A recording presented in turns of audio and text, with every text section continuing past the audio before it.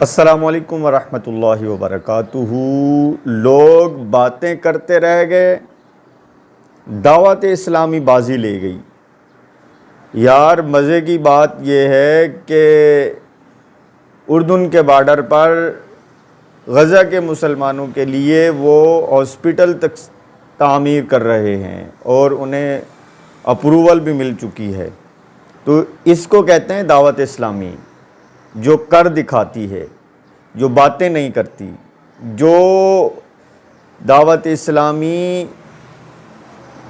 مالی جہاد کر رہی ہے کافی ٹائم سے، جب اسرائیل نے پہلا وار کیا تھا 2024 میں، اس وقت سے لے کر اب تک دعوت اسلامی جو ہے وہ میدان عمل میں ہے۔